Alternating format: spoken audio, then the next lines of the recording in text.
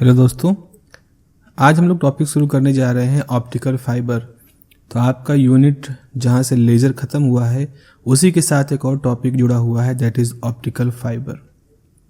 Optical fibre जैसा कि आप इस डायग्राम में देख रहे हो, ये कुछ पतले पतले रेशे हैं जिसके टिप पर आपको कुछ चमक दिखाई पड़ रही है। तो असल में चमक वो चमक है जो कि इस रेशों से होकर के जाने वाली लाइट की वजह से है। तो ये जो रेसे होते हैं जिनको कि हम ऑप्टिकल फाइबर कहते हैं, ये समझ लीजिए एक ऐसे पाइप हैं जिनमें लाइट चल सकती है। तो लाइट इनके अंदर इस तरह से जिगजैग पाथ को फॉलो करते हुए बाहर निकलती है और हमें दिखाई पड़ती है। तो जिस तरह से हम बगीचों वगैरह में पानी को पहुंचाने के लिए पौधों तक नल से लेकर के एक पाइप का इस्तेमाल करते हैं, तो वो पाइप खोखली होती है, इसमें से पानी बह सकता है। तो ऑप्टिकल फाइबर आप समझिए महीन महीन ऐसे रेशे होते हैं जो ठोस कांच के बने होते हैं और इनसे होकर के लाइट गुजर सकती है। तो जब ये ऑप्टिकल फाइबर का आइडिया डेवलप होना शुरू हुआ और जब ये डेवलप हुआ तो डाटा ट्रांसफ़र की जो पूरी दुनिया थी, जो पूरा कॉन्सेप्ट था, वो बिल्कुल से क्रांति उसमें आ गई।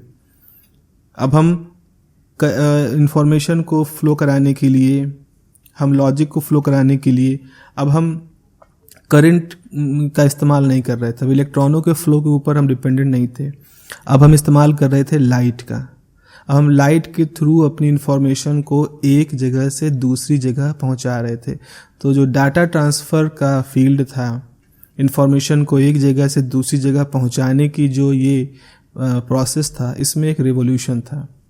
अगर इसके स्ट्रक्चर की बात करें तो बहुत ही पतले हेयर थिन ग्लास वायर होते हैं और जिनके थ्रू लाइट का फ्लो हो सकता है। और क्योंकि ऑप्टिक लाइट मतलब ऑप्टिक, तो ऑप्टिकल मीडियम को लाइट को ये फ्लो कराते हैं, इसीलिए इनको ऑप्टिकल फाइबर कहते हैं। और जो पूरी ब्रांच है इसको फाइबर ऑप्टिक्स कहा जाता है। मतलब ऑप्टिकल फिनोमेना की स्टडी होती है फाइबर्स में। इसका जहाँ तक प्रिंसिपल का जहाँ तक सवाल है, तो इसमें जो सिद्धांत काम करता है वो है टोटल इंटरनल रिफ्लेक्शन। आगे हम लोग बात करेंगे टोटल इंटरनल रिफ्लेक्शन को क्यों ये नाम दिया गया है, but this is the principle of optical fibre. आप ऑप्टिकल फाइबर को अगर कांच का बना हुआ कह रहे हो तो डाइलेक्ट्रिक मीडियम होता है और एक वेव गाइड की तरह से काम करता है। मतलब एक नली है, एक पतली सी पूरा चैनल है, एक रास्ता है जो कि लाइट को गाइड करता हुआ आगे बढ़ाता है। तो लाइट एक सिरे से जाती है, जैसे लाइट इस सिरे से एंटर की तो दूसरे सिरे से निकल रही है और ये लंबाई काफ़ी ज़्यादा हो सकती है, कई किलोमीटर, कई 100 किलोमीटर तक हम ये काम कर सकते हैं। तो साथ ही इसमें क्या होता है कि हम डाटा ट्रांसफ़र को बहुत तेज़ी से कर सकते हैं और हमें कोई इलेक्ट्रिसिटी, ये हीट और वो सारी भी प्रॉपर्टीज़ की से रूबरू नहीं होना पड़ता। ये देखिए आप यहाँ पर इसका एक डायग्राम जैसा बनना है। आप जो पतला सा वायर देख रहे हो यहाँ पर, दिस इज़ द कोर। ये ऑप्टिकल फाइबर का बेसिक स्ट्रक्चर है, तो बिल्कुल कोर है।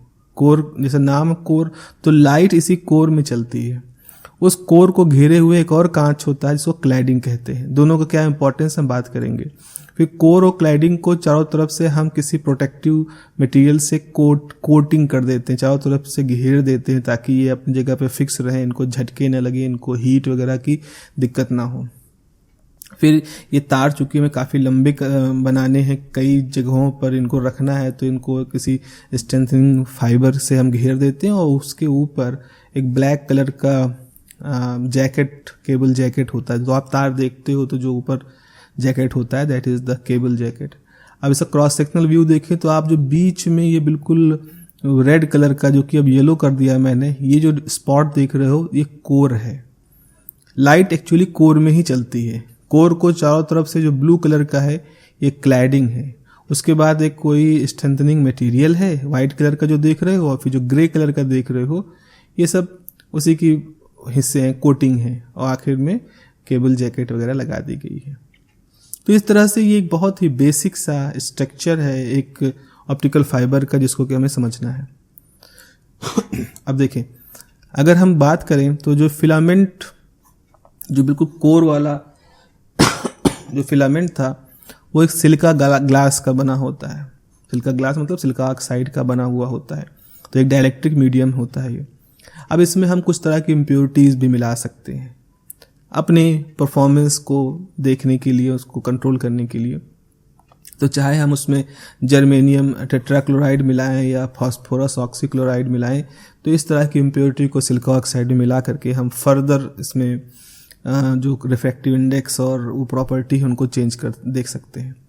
जैसा कि मैंने आपको बताया कि कोर होता है, तो कोर का जो पतला सा हिस्सा है उसको चारों तरफ से क्लैडिंग ने घेर रखा है। तो इस डायग्राम में आप देखो, ये जो चारों तरफ से घिरा हुआ हिस्सा है ये क्लैडिंग का है, जैसा कि लिखा है क्लैडिंग है, और सेंट्रल वाला जो हिस्सा है वो कोर है।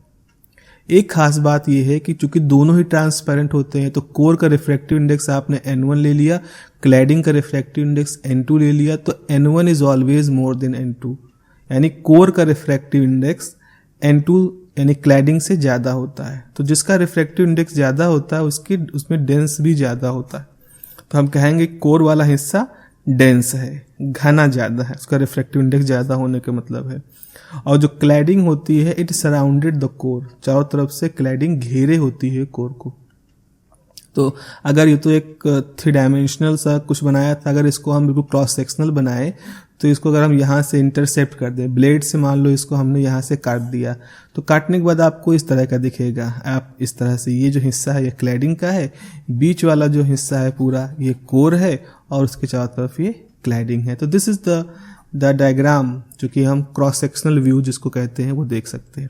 आइए अब हम लोग बात करते हैं प्रिंसिपल ऑफ ऑप्टिकल फाइबर की, यानी कि टोटल इंटरनल रिफ्लेक्शन की।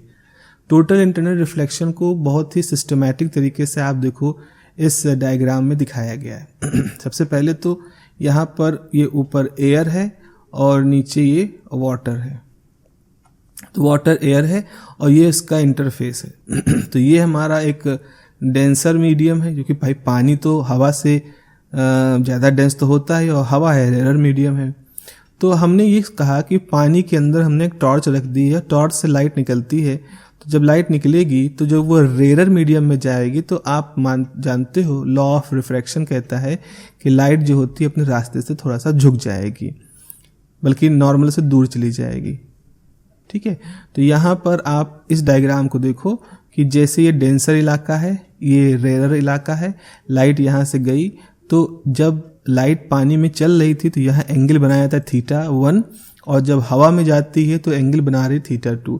और हमें मालूम है रेयर मीडियम में लाइट जाती है तो दूर हट जाती है नॉर्मल से, तो θ2 इज मोर देन θ1, यानी हवा में बनने वाला एंगल अगर 50 डिग्री है तो पानी में बनने वाला एंगल हो सकता है 40 डिग्री हो। जस्ट एक एग्जाम्पल ले रहे हैं। तो θ2 जो है वो हमेशा θ1 से ज़्यादा होता है अगर ये रेयर मीडियम है और N1 डेंसर मीडियम है। अब यहाँ पर स्नेल्स लॉ काम करता है, जो कहता है साइन θ1, जैसे ये लिखा है मैंने यहाँ पर, इसी को देख लो, sine θ1 upon N2 sine θ2 upon N1। ठीक है, ये हमारा मीडियम है, आई थिंक ठीक है। ये हमारे पास ये पूरा फॉर्मूला है रिफ्रैक्टिव इंडेक्स के लिए। तो यहाँ रिफ्रैक्टिव इंडेक्स आपका N1 है और यहाँ रिफ्रैक्टिव इंडेक्स आपका N2 है। अब एक चीज़ देखो, यहाँ पर इस डायग्राम में बढ़ते जाओ तो आप देख रहे हो कि जैसे जैसे अगर हम यहाँ एक नॉर्मल बना दें, नॉर्मल जैसे जैसे हमारा ये एंगल बढ़ता जा रहा है, यहाँ पर भी एंगल बढ़ता जाएगा। जैसे ये देखो, अगर इसको हमने रखा था 40 तो ये था 50, इसको बढ़ा के अगर 50 कर दोगे तो ये बढ़ के 60 हो जाएगा, इसको बढ़ा करके अगर आप 65 कर दोगे तो हो सकता है ये बढ़ के 70 हो जाए। मतलब ये कोई रिलेशन है इसके बीच में, स्नेल लॉ रिफ्रैक्टिव इंडेक्स से जुड़ा हुआ है। तो हम ये कह सकते हैं कि एक वैल्यू θ1 की ऐसी जरूर होगी जिसको कि हम θc कहते हैं। ये एक तरह की क्रिटिकल वैल्यू है, बहुत ही स्पेसिफिक वैल्यू है। एक न एक ऐसी वैल्यू जरूर होगी जिस समय हमारा θ2 90 डिग्री के बराबर हो जाएगा। आप देख रहे हो ना, यहाँ 40 है तो उससे 10 डिग्री ज़्यादा था, तो आप कह सकते हो कि एक वैल्यू मान लो 80 डिग्री की वैल्यू ऐसी आएगी जब θ2 90 डिग्री का हो जाएगा। तो हम एक क्रिटिकल वैल्यू के बारे में बात कर रहे हैं, एक ऐसी वैल्यू जिस समय हमारा जो रिफ्रैक्टिव एंगल है, जो दूसरे मीडियम में बनने वाला एंगल है, वो 90 डिग्री हो गया।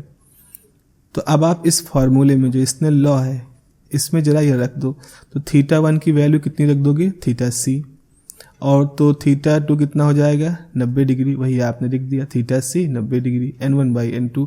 तो ये तो हो गया 1, तो अल्टीमेटली साइन थीटा सी यानी क्रिटिकल एंगल की वैल्यू हो जाएगी n1/n2। इसको अपने पास रखेंगे, इसको हम अपने साथ रखेंगे और इसको हम आगे यूज करेंगे। तो अल्टीमेटली हुआ क्या, हुआ ये देखो इस डायग्राम में देखो कि आप क्या किए, आपने एक ऐसा एंगल ढूंढ लिया थीटा सी जिस बार ये रिफ्रैक्टिव एंगल 90 डिग्री होता है। अगर आप थीटा सी से ज़्यादा गए तो ये एंगल जो 90 डिग्री था वो 90 से बढ़ेगा, और 90 से बढ़ने का मतलब है कि ये लाइट जो है इस बाउंड्री से अंदर चली आएगी, है ना। तो जब तक थीटा सी था तब तक ये बाउंड्री पे थी, आपने थीटा सी को जरा सा बढ़ाया, ये बाउंड्री के अंदर आ गई, यानी पानी से लाइट चली पानी में ही आ गई। ऐसा लग रहा है कि जो सरफेस है ये कोई मिरर है बहुत अच्छा, जो जितनी लाइट जा रही लगभग सबको ये रिफ्लेक्ट कर देता है। यहाँ एक इवांसेंट वेव का कॉन्सेप्ट आता है, लेकिन हम उतनी डिटेल में नहीं जा रहे हैं। तो लाइट जहाँ से चली उसी मीडियम में वापस आ गई। इसी घटना को हम टोटल इंटरनल रिफ्लेक्शन या हिंदी में पूर्ण आंतरिक परावर्तन कहते हैं, यानी लाइट का जिस माध्यम से चले उसी माध्यम में वापस आ जाए। पर जरूरी क्या है, ये डेंसर मीडियम होना चाहिए जहां से लाइट जाए, और जिसकी बाउंड्री पे टकरा रही है वो रेयर मीडियम होना चाहिए। ये सब शर्तें हैं, उसके साथ ये काम करता है। ऐसा नहीं किसी भी दो बाउंड्री पे आप क्रिटिकल एंगल डिफाइन करोगे। अगर आप हवा से लाइट भेजोगे तब आपके लिए इस तरह का टोटल इंटरनल रिफ्लेक्शन काम नहीं करेगा। तो डेंसर टू रेयर ये काम करता है, और एक ऐसे एंगल की हम बात करते हैं जो कि क्रिटिकल एंगल से ज़्यादा हो, और क्रिटिकल एंगल से ज़्यादा एंगल पे आप गिराओगे लाइट को तो डेंसर मीडियम से वो लाइट चलेगी और फिर वापस से डेंसर मीडियम में आ जाएगी। तो यहाँ पर हमने कहा अगर थीटा 1 थीटा 2, तो वही जो बात हम कह रहे हैं कि अगर हम मान लें, इसको हम यहाँ पर ऐसे नहीं लिखें, अगर थीटा 1 की जो वैल्यू है वो क्रिटिकल एंगल से ज़्यादा, ऐसा ही लिखा था, अगर थीटा 1 की वैल्यू क्रिटिकल एंगल से ज़्यादा कर दो तो क्या होगा, थीटा 2 90 डिग्री हो जाएगा। मतलब आप इसको फिर से मैं बना दे रहा हूँ, आपने यहाँ से लाइट भेजी तो इस समय ये थीटा सी थी, थीटा 1 को हम थीटा सी लिख रहे हैं। उस समय हमारी ये बाउंड्री बिल्कुल बाउंड्री पे लाइट थी, 90 डिग्री थी, बिल्कुल बाउंड्री पे थी। आपने इसको बढ़ा दिया, मतलब थीटा सी को बढ़ा दिया, तो ये लाइट एंगल बढ़ गया, तो एंगल बढ़ने से 90 से बढ़ गया तो ये यहाँ आ गया। तो आप देख रहे हो जिस मीडियम से लाइट चली उसी मीडियम में वापस आ गई। तो थीटा 2 जो होगा वो 90 से ज़्यादा होगा, तो रे जो है वो टोटली रिफ्लेक्ट हो जाएगी टू द ओरिजिनल मीडियम, जो डेंसर मीडियम, जैसे वहाँ पानी था, पानी से लाइट चली और पानी में ही आ गई। इसी घटना को हम टोटल इंटरनल रिफ्लेक्शन कहते हैं, और हम ऑप्टिकल फाइबर में इसी को यूज करेंगे। अब थीटा सी जो है, साइन थीटा सी, वो किस पर डिपेंड कर रहा है, n1/n2 पर। लास्ट फिगर में देखो, इस एक्सप्रेशन में देखो, थीटा सी जो है, साइन थीटा सी, वो n1/n2 पर डिपेंड कर रहा है। तो यानी कि अगर ऑप्टिकल फाइबर की बात करें तो कोर का जो रिफ्रैक्टिव इंडेक्स है और जो क्लैडिंग का रिफ्रैक्टिव इंडेक्स है, इनकी वैल्यू बड़ी ही सोफिस्टिकेटेड है। इनकी अगर सही वैल्यू का चुनाव करें तो हम एक क्रिटिकल एंगल को यहाँ पर चुन सकते हैं। मतलब n1/n2 को हम ऐसा रखें कि क्रिटिकल एंगल 70 डिग्री हो, तो आप n1 n2 को चुनाव करो तो आप उसी हिसाब से इसको 70 डिग्री रख सकते हो, इसको 50 डिग्री रख सकते हो। सवाल यहाँ पर यह होता है कि हमें थीटा सी ज़्यादा रखना है कि कम रखना है। तो इसको ऐसे समझो, थीटा सी वो कोण है, वो एंगल है जिससे ज़्यादा अगर लाइट गिरे, जिससे ज़्यादा एंगल पर लाइट गिरे बाउंड्री पर, तो टोटल इंटरनल रिफ्लेक्शन होगा। अगर इससे कम एंगल पे लाइट टकराएगी तो लाइट टोटल इंटरनल रिफ्लेक्टेड नहीं होगी, और वो हमारे लिए सही चीज़ नहीं है। तो जरा सोचो, इस जरा एग्जाम्पल को देखो, ये हमारे पास कोर है और ये हमारे पास क्लैडिंग है। मान लो इस कोर क्लैडिंग की जो बाउंड्री है, इस कोर क्लैडिंग की बाउंड्री पर जो एंगल है वो मान लो 57 डिग्री है। सपोज हमने एक एंगल चुन लिया, यहाँ पर एंगल 57 है। 57 कहने का मतलब है कि अगर लाइट 58 डिग्री पर गिरेगी या 57.5 डिग्री पे यहाँ पे गिरेगी इस बाउंड्री पर, तो टोटल इंटरनल रिफ्लेक्शन हो जाएगा। लेकिन अगर वो 56.9 डिग्री पे भी गिरी तो लाइट इस क्लैडिंग में चली जाएगी, फिर वो वापस कोर में नहीं आएगी, वो क्लैडिंग में चली जाएगी। और एक बार लाइट क्लैडिंग में गई तो फिर वो लाइट कभी भी आगे प्रोपोगेट नहीं करेगी, फिर वो जैकेट वैकेट में टकरा करके ख़त्म हो जाएगी। तो हम ये चाहते हैं कि जहाँ ये कोर और क्लैडिंग की बाउंड्री है, इस पर जब भी लाइट टकराए तो हमारा जो एंगल बने θ2, ये हमेशा 57 डिग्री से ज़्यादा होना चाहिए। अगर 57 डिग्री से ज़्यादा होगा तभी टोटल इंटरनल रिफ्लेक्शन होगा। अगर इसकी वैल्यू 56.5 भी हो गई, आधा डिग्री भी कम हो गया, तो ये लाइट इस बाउंड्री से क्लैडिंग में चली जाएगी, जो कि हम कतई नहीं चाहते, हम बिल्कुल नहीं चाहते। तो अब यहाँ पर सबसे महत्वपूर्ण हिस्सा एक और दिख रहा है कि एक डायरेक्शन। तो जब आप कोर के अंदर लाइट भेजते हो तो लाइट पहले एयर में थी और उसके बाद कांच में गई, तो जो ये नॉर्मल है इसकी तरफ झुकेगी। तो लाइट बाकायदा सीधे निकलने की बजाय डेंसर मीडियम केस में नॉर्मल की तरफ झुकती है। तो जब झुकेगी तो उस समय वहीं से डिसाइड हो जाएगा कि झुकी हुई लाइट जब इस कोर क्लैडिंग की बाउंड्री पर टकराएगी तो 57 से ज़्यादा का एंगल बनाएगी कि कम का एंगल बनाएगी। यानी हम किस एंगल पर लाइट भेज रहे हैं इसका भी बहुत बड़ा रोल है कि लाइट जब कोर क्लैडिंग की बाउंड्री पर टकराएगी तो टोटल इंटरनल रिफ्लेक्शन होगा कि नहीं होगा।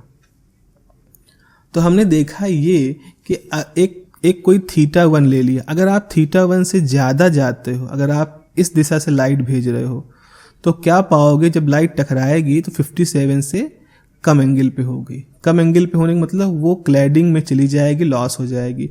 लेकिन अगर हम लाइट θ डिग्री या उससे कम डिग्री पे भेजते हैं, आप और कोई डिग्री चुन लो, तो लाइट हमेशा 57 डिग्री से ज़्यादा एंगल पे टकराएगी और कोर के अंदर चलती रहेगी। तो कैसे चलती है लाइट? कोर है, कोर पे लाइट टकराई, TIR हो गया, टोटल इंटरनल रिफ्लेक्शन। फिर यहाँ टकराई, फिर TIR हो गया, फिर यहाँ टकराई, फिर TIR हो गया। तो इस तरह से लाइट जो है वो कोर के अंदर जिगजैग पाथ पर चलती है, इधर टकराती है, उधर टकराती है। हर बार जरूरी है कि TIR हो, हर बार टोटल इंटरनल रिफ्लेक्शन होना जरूरी है। अगर किसी बार किसी वजह से किसी स्टेज पर TIR नहीं हुआ तो वहीं पर लाइट क्लैडिंग में चली जाएगी और क्लैडिंग के बाद जो प्रोटेक्टिव लेयर लगाई गई है उनमें टकरा करके वो एब्जॉर्ब हो जाएगी। तो हमें इस बात को सुनिश्चित करना रहेगा कि हम लाइट को कम से कम एक एंगल से की बाउंड्री के अंदर रखें। जैसे मान लो यहाँ पर अगर ये बाउंड्री 35 डिग्री है तो आप 35 के अंदर कुछ भी रखो, 10 रखो, 12 रखो, 17 रखो, 25 रखो, 34 रखो, तब भी ठीक है। लेकिन अगर आप 35 से ऊपर गए तो फिर लाइट जब टकराएगी तो TIR नहीं होगा। तो आपको 35 के ऊपर किसी हाल में नहीं जाना है। तो जब भी कोर के अंदर लाइट एंटर करेगी तो एक निश्चित सीमाएं एंगल की बना दी गई हैं। तो अब देखो, अब यहाँ पर हम एक एंगल की बात करेंगे, एक्सेप्टेंस एंगल। नाम जैसा सजेस्ट कर रहा है, एक्सेप्टेंस मतलब जब कोर लाइट को एक्सेप्ट कर ले। एक्सेप्ट करने का मतलब है कि वो अंदर ही अंदर जिगजैग पाथ पे आगे बढ़ जाए। तो एक्सेप्टेंस एंगल वो एंगल होता है जिस एंगल पर अगर हम लाइट को भेजें तो कोर के अंदर टोटल इंटरनल रिफ्लेक्शन हर बार होगा, और जैसे ही ये इंटरनल रिफ्लेक्शन होगा लाइट आगे बढ़ती चली जाएगी। तो यहाँ पे लिखा है, within the core the light will flow only if TIR take place. Core के अंदर लाइट बिना TIR के नहीं चल सकती। एट एवरी इंस्टेंट, और ये TIR एक बार ना हो, हर बार हो, हर बार जब टक्कर हो तो हर बार TIR हो। Also light only propagate when it enter the core at certain angle called acceptance angle. तो लाइट अंदर ही अंदर कोर में चल रही है, बार बार टक्करों के थ्रू बढ़ रही है, लेकिन हमें इस बात को सुनिश्चित करना पड़ेगा कि ये लाइट तभी आगे बढ़ सकती है जब हर बार टोटल इंटरनल रिफ्लेक्शन हो रहा हो। तो और ये काफ़ी कुछ डिपेंड करता है कि आपने किस एंगल से लाइट को भेजा है, मतलब किस एंगल से लॉन्च किया है लाइट को कोर के अंदर। तो वो जो मिनिमम एंगल होता है, जिससे कम रखो ठीक, लेकिन उससे ज़्यादा ना जाओ, उस एंगल को हम एक्सेप्टेंस एंगल कहते हैं। अब एक्सेप्टेंस एंगल, जैसे ये कोर है हमारा, तो एक्सेप्टेंस एंगल ये इसकी एक्सिस है। एक्सेप्टेंस एंगल डाउन से, एक्सेप्टेंस एंगल टॉप से, एक्सेप्टेंस एंगल लेफ्ट से, एक्सेप्टेंस एंगल राइट से। तो अगर हम इन सारे एक्सेप्टेंस एंगल को 3 डायमेंशनली देखें तो असल में हमारे पास एक कोन बनता जा रहा है।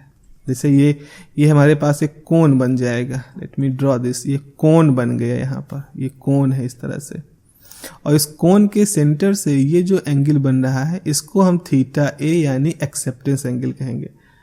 तो अगर सारी पॉसिबल डायरेक्शन को अगर हम देखें तो एक कोन बनता है। इमेजिन कर सकते हो ना कोन कैसे बन रहा है।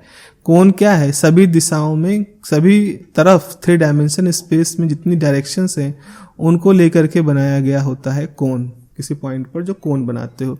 तो all possible direction of light created a cone, और half of this cone angle, ये जो एक्सिस है इसके साथ जो पूरा कोन एंगल बना रहा है उसका आधा कर दोगे तो half angle of the acceptance cone is called the acceptance angle. इसको एक्सेप्टेंस एंगल कहते हैं। देखो ये डायग्राम में देखो, ये हमारे पास कोर है और हमने जितनी भी, जैसे मान लो कि एक्सेप्टेंस एंगल की वैल्यू मान लो 30 डिग्री है, तो दाएं बाएं ऊपर नीचे हर तरफ से लाइट अगर 30 डिग्री या उससे कम एंगल पर कोर पे टकराएगी तो अंदर ही अंदर TIR होते हुए लाइट बढ़ जाएगी, यानी कोर उस लाइट को एक्सेप्ट कर चुका है। लेकिन देखो रेड कलर से दिख रहा है, अगर आपने उस 30 डिग्री से ज़्यादा एंगल पे लाइट भेजी तो लाइट कोर में जाएगी लेकिन अंदर ही अंदर रिफ्लेक्शन नहीं होगा, बल्कि वो क्लैडिंग में चली जाएगी और फिर आगे नष्ट हो जाएगी। तो जरूरी क्या है, हम लाइट को एक ऐसे एंगल से भेजें कि वो हर हाल में अंदर ही अंदर TIR के थ्रू बढ़ती रहे। तो इस कोन को हम एक्सेप्टेंस कोन कहते हैं। अब एक और प्रॉपर्टी होती है, इसको न्यूमेरिकल अपर्चर कहा जाता है। Numerical aperture of the optical fibre. Numerical aperture क्या होता है? न्यूमेरिकल अपर्चर किसी ऑप्टिकल फाइबर के लाइट गैदर करने की, लाइट को इकट्ठा करने की क्षमता होती है। तो हम ये सोच सकते हैं कि अगर थीटा ए ज़्यादा होगा, देखो यहाँ पर पिछले डायग्राम में, अगर थीटा ए ज़्यादा होगा तो ये कोण भी हमारा ज़्यादा बड़ा होगा, और अगर ये कोण ज़्यादा बड़ा होगा तो इस कोण के अंदर जो लाइट आएगी जो कि TIR के थ्रू आगे बढ़ जाएगी, उसकी मात्रा भी बढ़ जाएगी। तो एक्सेप्टेंस एंगल को अगर हम बढ़ा दें तो हम ज़्यादा से ज़्यादा दिशाओं से आने वाली लाइट को इस ऑप्टिकल फाइबर के अंदर भेज सकते हैं, है ना। तो इसी चीज़ को यहाँ पर लिखा है कि किसी भी लेंस, किसी भी ऑप्टिकल फाइबर की जो लाइट को कलेक्ट करने की, एकत्रित करने की क्षमता होती है, उसी को हम उसका न्यूमेरिकल अपर्चर कहते हैं। तो हमारा इंट्यूशन ये कहता है कि थीटा ए अगर ज़्यादा होगा तो न्यूमेरिकल अपर्चर भी ज़्यादा होगा। लेकिन उससे पहले थोड़ी सी मैथमेटिक्स कर लेते हैं। हम न्यूमेरिकल अपर्चर का एक डेरिवेशन निकालना चाहते हैं, ठीक है। देखो भाई यहाँ पर N1 जो है, ये N1 जो है, N1 कोर का रिफ्रैक्टिव इंडेक्स है, N2 क्लैडिंग का रिफ्रैक्टिव इंडेक्स है, और N0 क्या है? N0 एयर है। मान लो एयर से लाइट को हम कोर के अंदर भेज रहे हैं। तो अब हम यहाँ पर लगा सकते हैं फॉर्मूला कि जैसे आपने लिखा N0 sin θ1 और N1 sin θ2। देखो यहाँ पर ये θ1 यहाँ बन रहा है एयर में, ये θ2 कोर के अंदर बन रहा है, तो कोर का रिफ्रैक्टिव इंडेक्स N1 है, तो N1 sin θ2 N0 sin θ1। मतलब ये स्नेल लॉ ही है, sin θ1 बाई sin θ2 बराबर N1 बाई N0 यहाँ पर लिख दिया जाएगा। अब जरा इस ट्रायंगल को देखो, इस ट्रायंगल में ये एंगल θ2 है, ये एंगल फाई मान लो, चलो हमने फाई मान लिया, तो ये 90 डिग्री है, नॉर्मल है, तो ये नॉर्मल मान लिया। और ये जो त्रिभुज बन रहा है, एक ट्रायंगल जो बन रहा है, इसके तीनों एंगल का जो सम होगा वो कितना होगा? 180 डिग्री। तो आपने θ2 ये वाला, फाई ये वाला, और ये 90 डिग्री को जोड़ दिया, तो θ2 की वैल्यू 90 माइनस फाई आ गई, 90 माइनस फाई आ गई। अब हम क्या करेंगे, अपने लॉ में लिखेंगे इसको, और फाई की जगह जहाँ θ2 लिखा था वहाँ 90 माइनस फाई कर देंगे, तो साइन 90 माइनस फाई बन जाएगा कॉस फाई। तो N0 sin θ1 N1 cos phi. Cos को हम लिख सकते हैं, हमारे पास फॉर्मूला है cos square theta plus sine square theta बराबर 1। तो कॉस फाई को लिखा जा सकता है √1 माइनस साइन स्क्वायर फाई, और यहाँ पर रिफ्रैक्टिव इंडेक्स है N1। Question number 1। ऑलरेडी हमें मालूम है कि क्रिटिकल एंगल को हम कैसे डिफाइन करेंगे, साइन फाई थीटा सी बराबर N2 बाई N1। ओके, ये हमारे पास वैल्यू आ गई यहाँ पर। तो अब ये क्या होगा, मान लीजिए कि थीटा 1 एक्सेप्टेंस एंगल के बराबर है। भाई मान लो कि आपने जब इसको भेजा तो कितना एंगल बनाया था, एक्सेप्टेंस एंगल, तभी तो लाइट एक्सेप्ट हुई है। तो एक्सेप्टेंस एंगल कहाँ गया, मान ले कि थीटा 1 एक्सेप्टेंस एंगल है, तो लाइट एक्सेप्ट होने का मतलब क्या है कि जब भी वो टकराएगी कोर और क्लैडिंग की बाउंड्री पर, let me show you the diagram, तो जब लाइट यहाँ पे टकराएगी तो निश्चित रूप से है फाई की वैल्यू या तो क्रिटिकल एंगल के बराबर होगी या उससे ज़्यादा होगी। तो हमने सब कुछ मिनिमम केस में रखा है कि मान लो थीटा 1 थीटा ए के बराबर है, मतलब वो एंगल जिस पे लाइट एक्सेप्ट हो जाए। तो जब लाइट एक्सेप्ट होने का मतलब है कि टोटल इंटरनल रिफ्लेक्शन हो रहा है, और इसका ये मतलब है कि यहाँ पर जो एंगल है वो कम से कम थीटा सी यानी क्रिटिकल एंगल के तो बराबर है ही, उससे ज़्यादा भी हो सकती है, लेकिन हमने एंट्रेंस के दौरान मिनिमम कंडीशन थीटा ए रखा, तो इसीलिए हमारे पास यहाँ पर भी कंडीशन थीटा सी निकल के आ गया। तो साइन थीटा सी बराबर N2 by N1 refractive index का रेशियो। आपने कहा मान लो इंट्रेंस लेवल पर हमारा एंगल थीटा ए बन रहा है, तो कोर और क्लैडिंग की बाउंड्री पर क्रिटिकल एंगल थीटा सी बनेगा। तो आपने वो सारी वैल्यू यहाँ पर रख दी। आप देखो N1 बाई N2 इस तरह से। तो अल्टीमेटली ये बिल्कुल ही बेसिक सा अलजेब्रा है। सो करने के बाद आपके पास आएगा sine theta A N naught से डिवाइड कर दो तो under root N1 square minus N2 square, या यहाँ पर ये जो पूरी क्वांटिटी है इसको अगर हम एन नॉट से मल्टीप्लाई कर दें तो एन नॉट साइन थीटा ए, ये देखो लिखा है, ये म्यू नॉट लिख दिया गया, ये एन नॉट होगा नीचे जो है। तो एन नॉट साइन थीटा ए को हम न्यूमेरिकल अपर्चर कहते हैं। तो साफ साफ यहाँ पर दिख रहा है कि न्यूमेरिकल अपर्चर है वो एक्सेप्टेंस एंगल पर डिपेंड कर रहा है। तो अगर आप ऐसा करोगे तो न्यूमेरिकल अपर्चर कितना हो जाएगा ये, क्योंकि हम रिफ्रैक्टिव इंडेक्स ऑफ एयर 1 मानते हैं। तो इस तरह से न्यूमेरिकल अपर्चर निकालना है तो आप कोर और क्लैडिंग की रिफ्रैक्टिव इंडेक्स का अंतर निकाल लो। कई बार ऐसा होता है कि न्यूमेरिकल अपर्चर को हम एक और पैरामीटर में कैलकुलेट करते हैं, ट्रायंगल है जिसको कि फ्रैक्शनल रिफ्रैक्टिव इंडेक्स कहते हैं। कैसे निकालते हो, कोर के रिफ्रैक्टिव इंडेक्स में से क्लैडिंग घटा दो और फिर जो आए उसको कोर से डिवाइड कर दो। तो इससे क्या होता है कि हम एक तुलनात्मक रूप से पाते हैं कि ये एक फैक्टर के बारे में बात करना शुरू कर देते हैं। ट्रायंगल जो है ये, और ये जो ट्रायंगल होता है ये हमेशा पॉजिटिव होता है और ऑन एवरेज इसकी सिलिका वगैरह के लिए वैल्यू 10⁻⁻² होती है। ठीक है, अब आपको इस थीटा को एडजस्ट करना है। तो न्यूमेरिकल अपर्चर के अंदर N1 माइनस N2 है। आप पहले ब्रैकेट में a प्लस बी, दूसरे ब्रैकेट में a माइनस बी का फॉर्मूला लगाइए और उसके बाद इसमें 2n1 से मल्टीप्लाई कर दीजिए और 2 से डिवाइड कर दीजिए, n1 से डिवाइड कर दीजिए। सिंपल है, 2n1 से मल्टीप्लाई किया, 2n1 से डिवाइड कर दिया। n1 को इसके साथ रखिए और यहाँ रखिए। अब हम ये मान सकते हैं कि n1 और n2 में बहुत ज़्यादा अंतर नहीं है, बहुत ज़्यादा अंतर नहीं रखते हैं कि एक हो एक 3 हो, ऐसा कुछ नहीं, लगभग नियर टू। जैसे ये ऐसा है कि 1000 + 99 जस्ट एक का अंतर है। तो इसको 2 से भाग करोगे तो ये 1999/2। तो 1999 का मतलब है 9.9 इस तरह से वैल्यू आएगी। तो भाई ये वैल्यू लगभग 1000 के बराबर ही तो है ना। तो यही चीज़ है कि N1 + N2/2 है। तो जब आप इसको करोगे तो ये ऑलमोस्ट आ जाएगा 2n1/2। तो ये 2 कट गया, n1 के बराबर ही आया।